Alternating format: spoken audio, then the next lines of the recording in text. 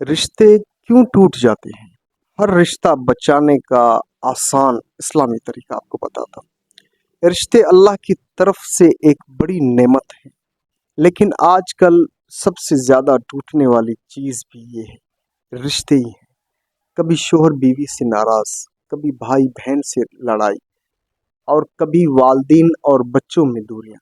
لیکن سوال یہ ہے کہ ایسا کیوں ہوتا ہے؟ اصل وجہ یہ ہے کہ ہم رشتوں میں محبت کم اور انا زیادہ لیتے ہیں۔ جب انسان معاف کرنا چھوڑ دیتا ہے، بات بڑھانا شروع کر دے اور اپنی بات کو ہر حال میں صحیح سمجھے، تو رشتے آہستہ آہستہ کمزور ہونے لگتے ہیں۔ اسلام ہمیں سکھاتا ہے کہ جو معاف کرتا ہے اللہ اس کے درجے بلند کرتا ہے۔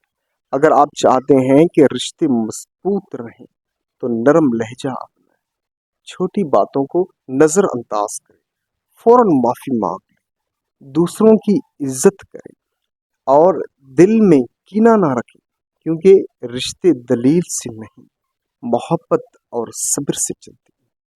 اگر آپ رشتوں کو بچانا چاہتے ہیں تو آج سے یہ عادت اپنا لیں کہ پہلے آپ معاف کریں، پھر بات کریں۔